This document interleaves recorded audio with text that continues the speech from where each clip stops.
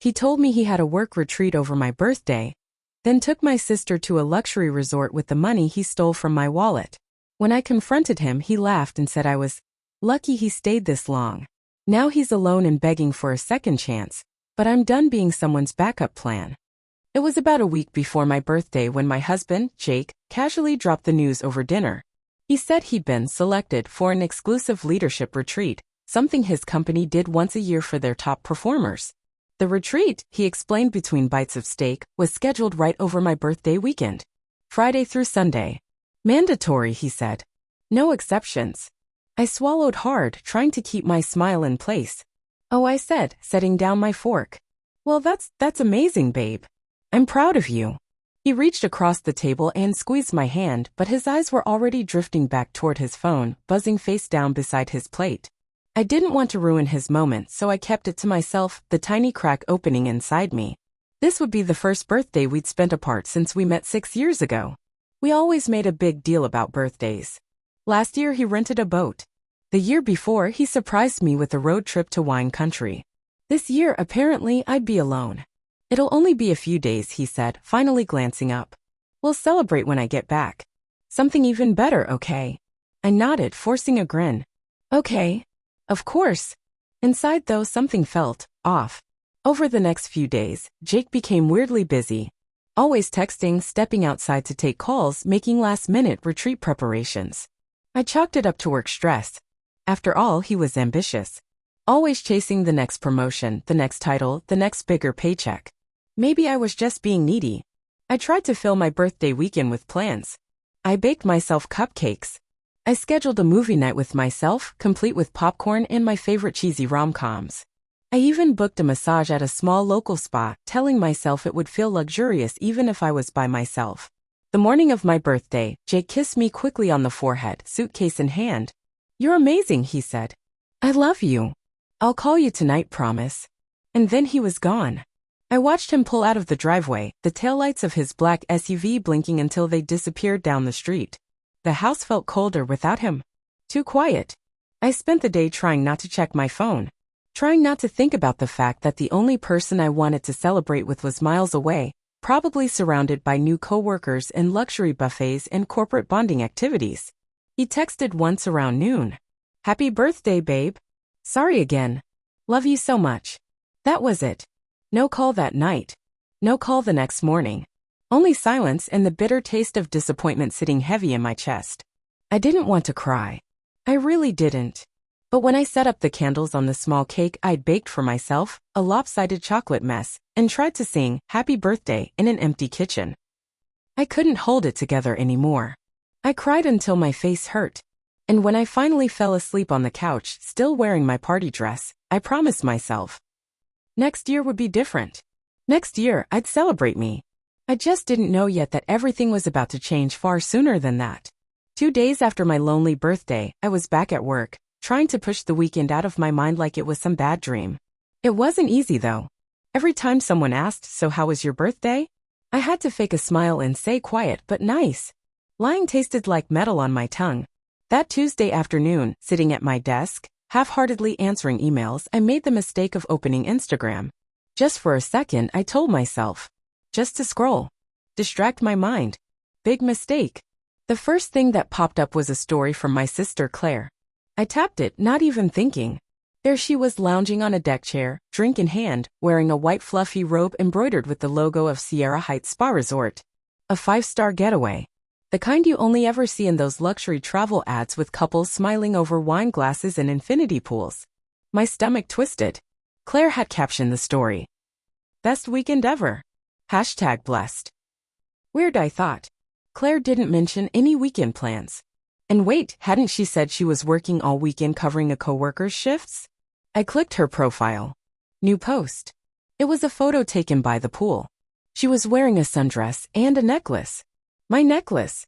The delicate gold one with the tiny sapphire charm, the one I had pointed out months ago in that little boutique downtown. Jake had been standing right next to me when I admired it.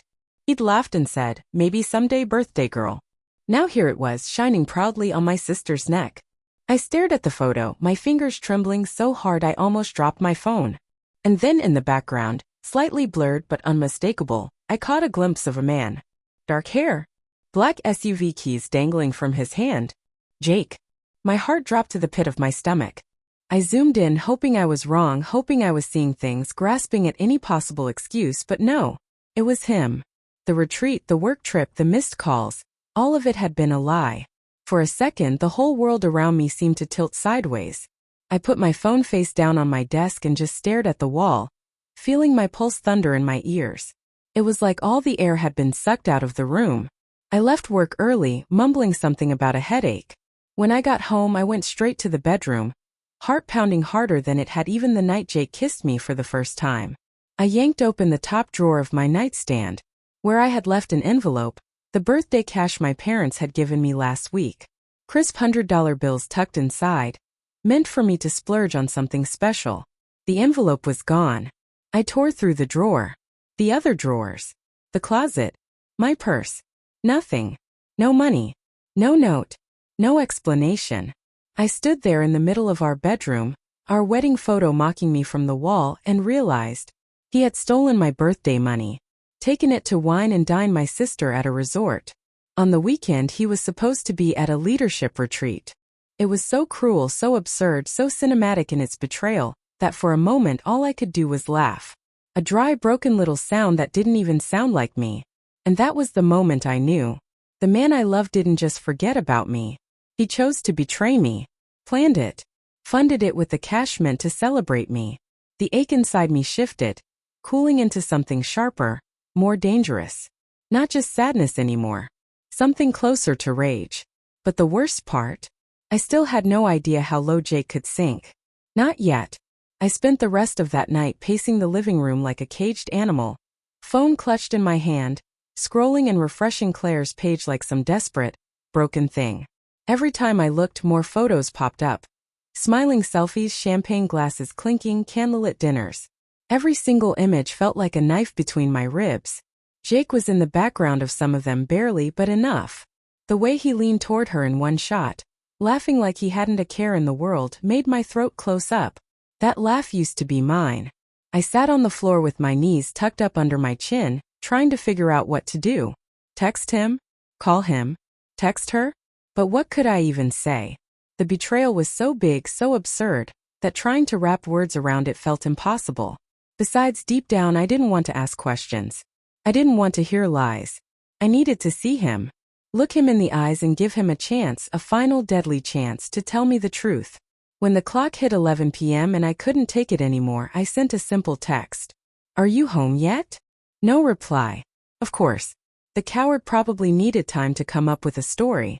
I barely slept that night, the image of Claire's necklace, my necklace, burning behind my eyelids every time I closed them. When the sun finally rose, I got dressed in silence, pulling on jeans and a sweatshirt, not bothering with makeup. What was the point? I sat on the couch waiting, feeling like a ghost in my own life. Around 8 a.m., the front door finally opened. Jake walked in, duffel bag slung over his shoulder, wearing the same clothes he'd left in. He looked surprised to see me sitting there, like maybe he thought he'd sneak back in unnoticed. Hey babe, he said casually, tossing his keys on the counter. You're up early. I stood up slowly. Where's the retreat brochure? I asked. My voice was so calm it scared even me. He blinked. What? The retreat schedule. The one you were supposed to be at. Can I see it? Jake's mouth opened and closed like a dying fish. He hesitated. Too long. Way too long. Then he shrugged like it was no big deal. They didn't give us one. It was all casual team-building stuff. I just stared at him. Said nothing. Let the silence stretch between us, sharp and ugly. When he realized I wasn't going to save him, wasn't going to smile and nod like I always did, he dropped the act. The shift was immediate. His shoulders straightened. His mouth twisted into a smirk. You're overreacting, he said. It was just a weekend. Don't be so dramatic. I felt my heart crack a little deeper, but I kept my face blank. You spent my birthday with Claire, I said. At Sierra Heights. He didn't even flinch. Didn't deny it. Just laughed, a cold, cruel little sound that made my stomach churn. So what? He said. At least she knows how to have a good time. You've been a drag for months. I reeled back like he'd hit me. He kept going like he wanted to twist the knife. You're boring, you're clingy, and honestly, he sneered, you never deserved half the things I gave you, including that necklace you whined about. I didn't even realize I was crying until I tasted salt on my lips. I wiped my face roughly with my sleeve. I didn't want him to see me break. Not again. He stepped closer, like he was about to pat my head or some sick mockery of affection. I stepped back. You took my birthday money, I said, voice shaking. You stole from me. He just shrugged. Consider it a fee for putting up with you this long. And then he smirked. That was the moment something inside me snapped clean and final. I looked at him, this man I had loved, trusted, built a life with, and realized he wasn't even worth hating. He wasn't even worth yelling at. I didn't say a word. I just turned, grabbed my purse and my car keys and walked out the door, leaving him standing there, still smirking, still thinking he had won. But he hadn't. Not even close. I drove without knowing where I was going. Streetlights blurred into long smudges as I sped past them, gripping the steering wheel so hard my knuckles turned white. My chest felt hollow, like something vital had been scooped out and thrown away. I ended up in the parking lot of a small motel on the edge of town. The kind of place you only stay in when you have nowhere else to go. It smelled like bleach and broken dreams, but I didn't care.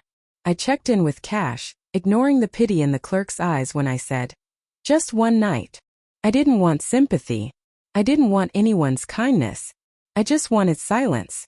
I collapsed onto the stiff mattress, shoes still on, and stared at the cracked ceiling for hours. Replay after replay of Jake's smirk, his shrug, his casual cruelty. His words weren't mistakes. They were arrows he aimed with precision, knowing exactly where to hit me. Consider it a fee for putting up with you. It echoed in my head until I couldn't tell if I was awake or dreaming. He hadn't stumbled into betrayal. He had chosen it, planned it, savored it. At some point in the night, my phone buzzed against the nightstand. I ignored it. I didn't want to know. Morning light crept through the battered curtains like an accusation. I sat up slowly, body aching in places I didn't know could hurt. Part of me wanted to go back, to demand explanations, closure, something to make sense of this. But a stronger part, the part he hadn't broken, told me that no apology would heal what he had done. No story he spun could make this right. I wasn't about to beg for love. Not from him. Not from anyone. I turned on my phone finally, blinking against the sudden flood of notifications. Missed calls. Texts. Voicemails. 15 missed calls. All from Jake. Some within minutes of each other. Like he was spiraling. Good. Let him spiral. Let him sit in the wreckage he created. I didn't open the messages. I didn't listen to the voicemails. Instead, I opened a new text thread, typed 2 sentences and hit send. Don't call me again. Lose my number. Then I blocked him. Not out of spite. Out of mercy for myself. He made his choices. Now he could live with them. And me? I was done crying. I was done begging. From that moment on, I was nobody's afterthought. By the next afternoon, it was like he realized what he'd actually done. Or maybe he just realized he wasn't going to win this time. Either way, the calls and texts got more desperate. I didn't see them right away. I had thrown my phone into my purse and spent the day walking aimlessly through the city. Past coffee shops we used to visit. Past parks where we used to laugh and race to the swings like kids. Ghosts of us lingered everywhere, but I didn't stop. When I finally sat down on a bench outside a bookstore, I checked my phone. 23 new notifications. All from Jake. First, the casual text. Hey babe, we need to talk. Don't be dramatic. Let's be adults about this. Then the guilt trips. You're really going to throw everything away over one mistake? I made a dumb decision, but I love you. Then the pathetic attempts at sympathy. I'm lost without you. You know me better than anyone. Don't do this. I scrolled past them unmoved. The man who had stolen from me, lied to me, laughed while I cried. Now wanted forgiveness like it was something he was owed. It almost would have been funny if it wasn't so sad. A voicemail notification flashed at the top of my screen. Against my better judgment, I listened. His voice was broken, shaky. Please just call me back. We can fix this. I'm sorry. I didn't mean for any of it to happen. I was stressed, I was drunk, I was stupid. Excuses. Stacked one on top of another like a crumbling house of cards. Funny, he hadn't seemed stressed or drunk when he was smiling in spa selfies with Claire. Funny, he hadn't looked stupid when he smirked and told me I didn't deserve anything better. I deleted the voicemail. Blocked his number again just in case he tried from a different line. I wasn't giving him the satisfaction of a reply. Not even anger. Not even hate. Let him scream into the void. Let him explain to empty rooms why he lost the one person who loved him without conditions. That night, Claire tried to call too. Her name lit up my screen, Claire Butterfly. A contact I hadn't updated since college, back when we shared secrets and late-night pizza and dreams of what our futures would look like. How stupid I was to think she was still that girl. I didn't answer. I didn't even read her text when it came through. Can we please talk? Don't blow this up. Blow this up? She had already set the bomb and lit the match. All I did was walk away from the explosion. I turned my phone off again. No good was coming from watching them unravel. They chose their path. Now they could walk it without me. I slipped under the stiff motel sheets that night and, for the first time in days, slept through the night. Not peacefully, not yet, but solidly. Because even though my world had collapsed, there was something strangely comforting about rock bottom. At least from here, the only way left to go was up. 2 days later, there was a knock at the motel room door. It was late, almost 10 p.m., and for a second my heart jumped in panic. I peeked through the tiny peephole. It was Jake. Hunched over, hair messy, wearing the same jacket he wore on our first date like some twisted attempt to drag me into nostalgia. In his hands he clutched a small bouquet of wilted gas station flowers. I didn't open the door. I just stood there watching him shift from foot to foot like a guilty little boy. "Please," he said, voice muffled through the door. Just talk to me. Just 5 minutes." I didn't move. "I messed up," he continued. "I know I did. I wasn't thinking. I got scared. Everything's been so crazy lately. I didn't know how to handle it. Excuses. Again. Always excuses. I love you," he said, voice cracking. "You're my wife. You're the only thing that makes sense in my life." Funny. Didn't seem like he needed me to make sense. When he was soaking in hot tubs and sipping champagne with my sister, I pressed my forehead lightly against the door, steadying myself. I could open it. I could let him cry, let him beg, let him throw whatever cheap words he had left at my feet. But for what? Closure? I already had it. He made his choice. And now I was making mine. I spoke through the door, voice steady and clear. "You made it very clear who you wanted, Jake. You don't get to want me now just because she wasn't what you thought." Silence. He didn't even deny it. Because he couldn't. "I hope you two are very happy," I added, even though my voice cracked just a little on the last word. "You deserve each other." He knocked once more, weak and pitiful.